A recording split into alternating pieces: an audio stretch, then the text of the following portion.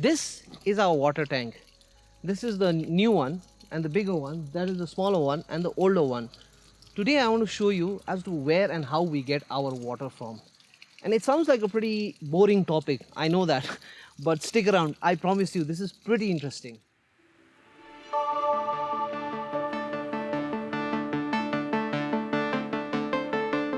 In order to go and have a look at our water source, we have to walk a little.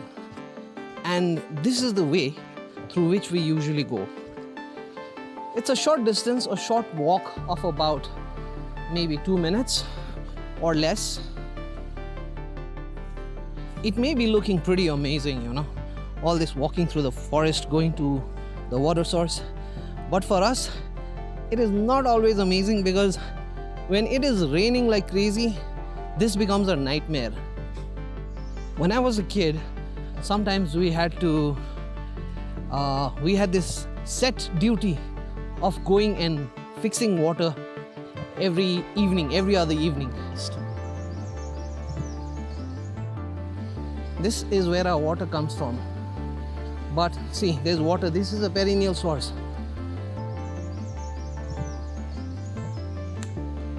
This is where it comes from. I don't know if you can see the pipes. Those pipes that you see down there are where our water comes from. That is the source. It has been the source for generations for us. Okay, this is where the water supply to my house goes. This is our pipe, the one that goes this side. For a water supply or a water source, this may be looking kind of dirty and unkept, but believe me, the water is really clean. And the most important fact out here is like the water is very, very tasty from places like this. Okay, so this is what our source looks like. In most of the mountain regions, this is what a source for any village or rural areas look like. This is a perennial source, a spring water, and in our language we call it a dhara. And the dhara usually is used by everyone in the community, and it is privately owned in the sense it does belong to someone who owns the land. This one is owned by one of my neighbors. For most cases, people who live downstream are very lucky, given the fact that they can actually source the water through the pipe and everything, just like we do. But for the people who are upstream, it is difficult for them, and most of the times they have to come, carry water, wash their clothes right here, take a bath, all those kind of things. Because we actually do not have government water supply in this region at least. And that is true for most of the Darjeeling and Kalimpong region, the rural regions. There is no government supply as such. And the government does try by tapping perennial sources, turning them into tanks and all those kind of things. But yeah, water is still a problem in the hills. So I had to come indoors finally because the weather got out of hand. It started raining, a little too foggy. So I'm doing this from indoors now. Let's get on with it. This is our beloved little town of Kalimpong, a beautiful little concrete jungle on top of a mountain. And it has its own share of problems when it comes to water. The source of water supply to the town of Kalimpong comes from 86 kilometers away from a place called Neura. The water from Neura is sourced in huge fat pipelines and stored in large reservoirs at Delo. Now Delo Hill is the highest point in Kalimpong, and from there it is supplied to the town. Now for some numbers.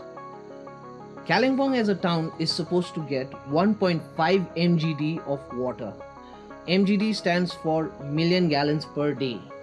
Now out of that 1.5 mgd, the army gets about 0.7 mgd and the town gets about 0.8 mgd.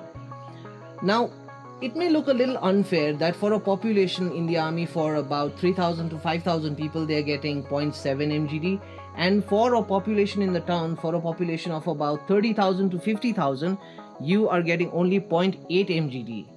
But here I would like to point out that when this entire water solution or this water source for Kalimpong was laid out from Neura originally, the West Bengal government did it with the help of the army. And back then, the population of the town was not so much either. But now, with the rise in population in recent years, with everyone coming and wanting to live in the bazaar, the water resources has not been upgraded accordingly. And so now we have a crisis. So according to studies conducted, for which the links are provided below, it was found that the rich households and hotels had more than one municipal connection, a case where the rich paid their way to access more water than their fair share. Even in the case of buying water, the rich could always afford more and get more water.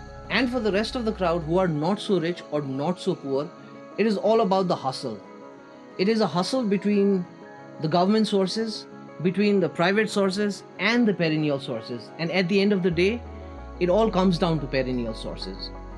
What you see here, firstly, is a crazy sight. This is people sourcing water from perennial sources or spring water into their homes. Now, this locality is on the outskirts of town, and although this locality does have some government supply, it is not enough. And if these crazy lines of pipes do not suffice, then you have to buy water that is brought to you by a water tank vehicle. Now, within the town also you have these perennial sources. This is Bagdhara and has been around for ages. This is a community dhara, and there are a couple of them like these within the town. People come here to wash, to bathe, and to collect water on their way back home. And for some households, this is the only option that they have. That is, they do not have a government supply even when living within the town premises. All this talk about water supply being not enough, and when you ask what is the reason behind it, it is not just the population. There are many more factors relating to this.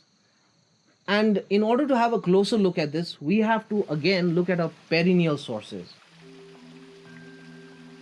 Firstly, one of the biggest reasons is climate change. Now, that is something not within our control at a local level. The second reason is all our perennial sources are dependent on aquifers.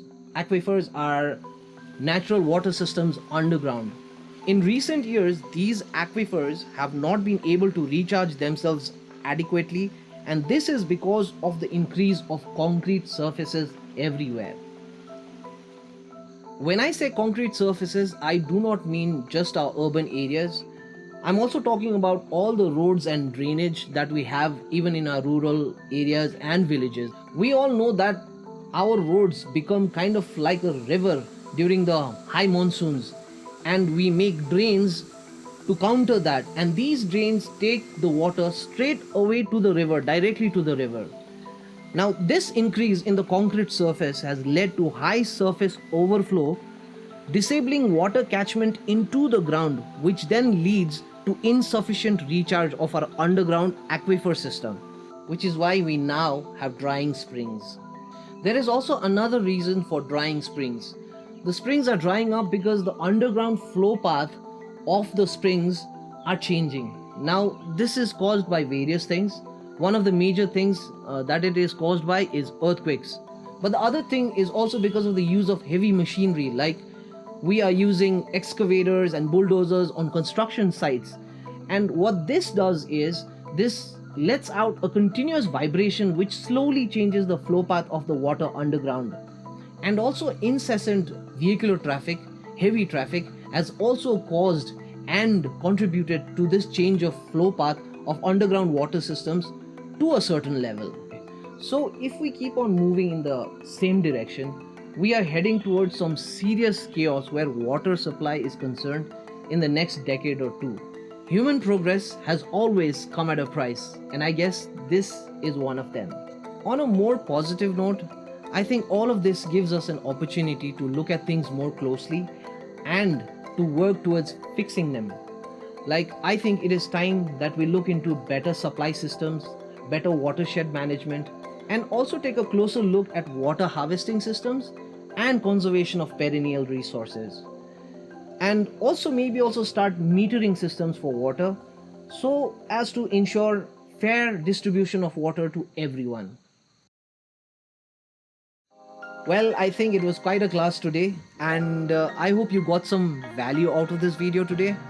And if you are still here and watching this till this moment, I would like to sincerely thank you for watching it this far. Also, if it made you think in some way or the other, do spread the message, do share it with your friends. And I shall see you with another video very soon and come up with some interesting topic that I can bring to you. So until then, cheers, thank you very much. I hope you have a good day or a good night. See ya.